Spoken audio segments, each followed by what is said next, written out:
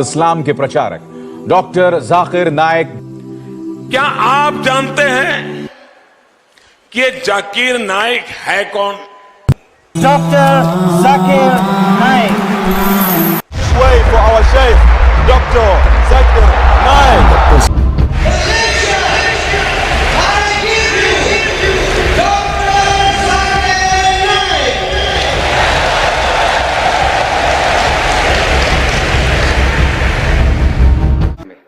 अस्सलाम वालेकुम वरहमतुल्लाहि वबरकातुहू। मेरा नाम मनोज कुमार गौड़ है। मैं यूपी ईस्ट कानपुर का रहने वाला हूँ। मैं अभी जस्ट मुंबई में नया हूँ। मुझे यहाँ पे कोई नहीं जानता, कुछ दीनी भाई हैं जो मुझे जानते हैं यहाँ पे। सबसे पहले मैं आपका शुक्रिया अदा करना चाहता हूँ इस मंच के थ्रू, जो हमारे डॉक्टर जाकिर भाई ने यहाँ के थ्रू इतने सारे लोगों के बीच में मुझे ये मौका दिया कि मुझे आ करके अपनी किसी बात को कहने का मौका मिले। मैं एक ऐसी फैमिली से बिलोंग करता हूँ जो कि इतनी सेपरेट फैमिली है, जो कि मुसलमान का नाम नहीं सुनना चाहती है। इवन मेरे घर में मुझे पीस चैनल को देखने और सुनने की परमिशन नहीं है। फिर भी अल्लाह तबारक व तआला का एहसान है, करम है उनका कि मैं अपनी फैमिली का सबसे बड़ा बेटा हूँ और मुझको अल्लाह तबारक व तआला ने चुना और ज़रिया बना पीस चैनल, जिस पे मैं डॉक्टर जाकिर नाइक और डॉक्टर इसरार अहमद, शेख सनाउल्लाह, जिनकी तकरीरें सुनता था, जिनसे मेरे सारे मिसकंसेप्शंस दूर हुए। और यूपी ईस्ट का रहने वाला हूँ। मेरी उम्र 25 साल है।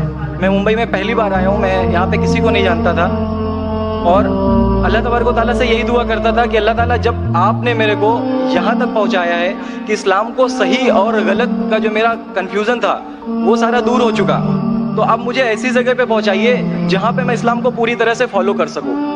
क्योंकि मेरी फैमिली में पूरे के पूरे फैमिली के मेंबर्स अगेंस्ट, कोई भी बंदा मेरी बात सुनने के लिए तैयार नहीं। मैं अपने घर में इस तरह से रहता था कि जैसे एक लैंडलॉर्ड या कोई किराएदार रहता है, बिल्कुल इस तरीके से बिल्कुल नेगलेक्ट करके वो लोग मुझे रखते थे।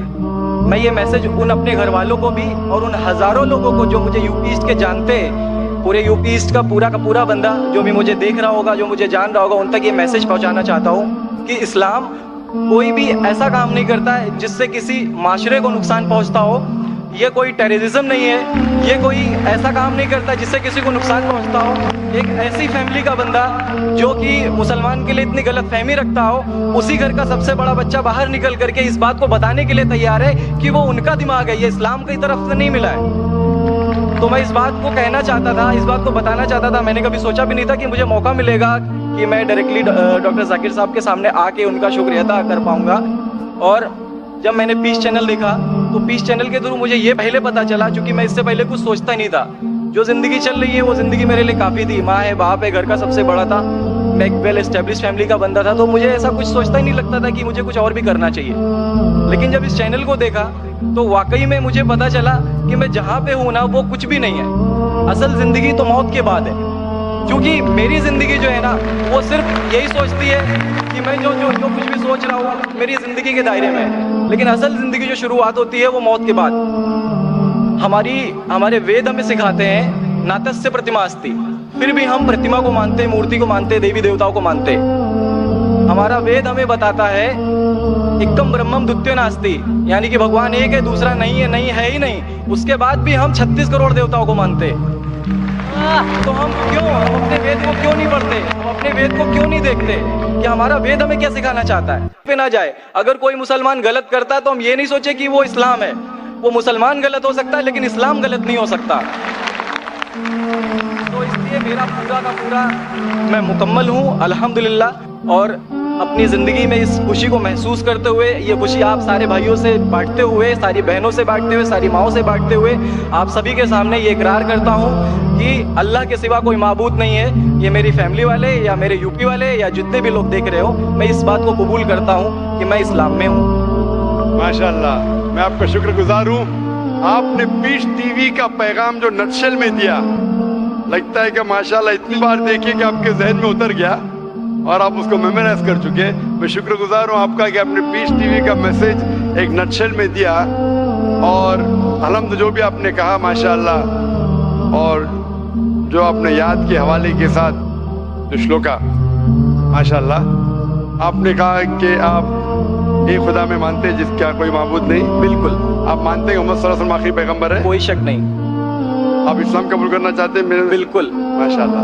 आप पे कोई जबरदस्ती कर रहा है? कोई जबरदस्ती नहीं है, कोई दबाव- कंफ्यूजन नहीं है, वेल सेटिस्फेक्शन है without any pressure. With your heart, माशाल्लाह। आप तो शहादत के कंडीशन भी रट लिए पीस टीवी से, माशाल्लाह। इंशाल्लाह मैं अरबी में कहूंगा और मैं चाहूंगा कि आप उसे दोहराएं। इंशाल्लाह इंशाल्लाह ताला। अशहदु अशहदु अल्लाह अल्लाह इलाहा इलाहा इल्लल्लाह इल्लल्लाह व अशहदु व अशहदु अन्ना अन्ना मुहम्मदन मुहम्मदन अब्दुहु अब्दुहु व रसूलुहु। व रसूलुहु। माशाल्लाह, आपका अरबी भी एकदम माशाल्लाह अच्छी है। मैं गवाही देता हूँ मैं गवाही देता हूँ कि अल्लाह अल्लाह के अलावा के अलावा कोई माबूद नहीं कोई माबूद नहीं और मोहम्मद मोहम्मद सल्लल्लाहु अलैहि वसल्लम सल्लल्लाहु अलैहि वसल्लम उसके बंदे उसके बंदे और पैगंबर है। और पैगंबर है। माशाल्लाह, मेरे हिसाब से आप दिल से पहले से ही मुसलमान थे, अभी लोगों के सामने जाहिर किया। अल्लाह सुब्हानहू व तआला से दुआ करता हूँ कि आपको इस दुनिया में बेहतरीन जिंदगी दे, लेकिन आखिरत में और बेहतरीन जिंदगी दे। और आप जानते हैं कि आपने दुनिया के ऐशो आराम को ठुकराया, क्योंकि आप जानते हैं कि आखिरत की जिंदगी इस दुनिया से बेहतर है। फिर भी अल्लाह ताला फरमाते हैं कि दुआ करो कि इस जिंदगी में भी, सूरह बकरा सूरह नंबर 2 आयत नंबर 201 में, रब्बना आतीना फिद दुनिया हसनतों व फिल आखिरत हसनतों क़िना अज़ाबिन्नार। मैं दुआ करता अल्लाह ताला से कि आपको इस जिंदगी और आखिरत में भी सबसे बेहतरीन जिंदगी दे और आपको जहन्नम से बचाए और आपको जन्नत में डाले। आमीन। We'll have the next question, inshallah. Dr. Zakir Naik, firstly, I am greeting you as a namaste, and I am feeling very honored to talk with you, see you. My name is Ashok Kumar Vyas. I belongs from Hindu Brahmin and living in Bada Bazar. My question is, in previous day, I read in newspaper, then one person in sleeping mood giving divorce to his wife is right or wrong? And what is the validity of this type of divorce? When he was sleeping, he tell talak, talak, talak and giving divorce to his wife. भाई साहब सवाल पूछे कि अभी उन्हें paper में पढ़ा कि एक आदमी ने नींद के अंदर अपने बीवी को तलाक तलाक तलाक कहा। अगर कोई नींद के अंदर तलाक तलाक तलाक कहता है तो क्या तलाक हो जाती है? तलाक होने के काफ़ी शराइत है, बहुत से है, वक्त नहीं है।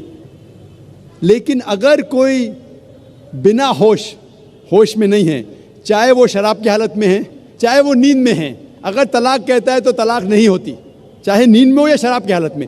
शराब की हालत में भी आदमी का होश नहीं रहता है, या नींद के अंदर है, नींद में तो उठा तलाक तलाक बोला तो तलाक होती ही नहीं, उसे होश में होना चाहिए। और तलाक के काफ़ी शराइत है।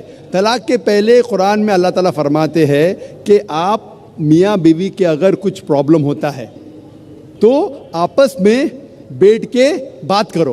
अगर बीवी ने ज़्यादा नमक डाले और तलाक तलाक तलाक बोलना, ये तो है नहीं।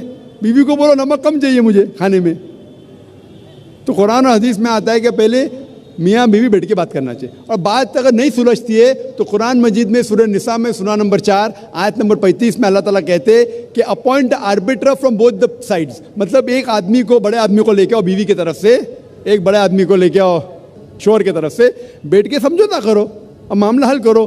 फिर अगर नहीं होता है तो it takes a long time.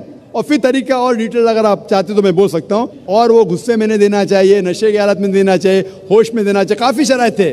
वो बीवी हैस में नहीं होना चाहिए, she should not having menstrual period, बहुत से शराइत है। ये शराइत होने के बाद फिर तलाक होती है। उसका इद्दा पीरियड है 3 महीने का और काफ़ी प्रोसीजर है। लेकिन आपका मेन सवाल था, अगर नींद की हालत में कोई तलाक देता है तो तलाक नहीं होती है। Thank you, sir. Hope that answers the question.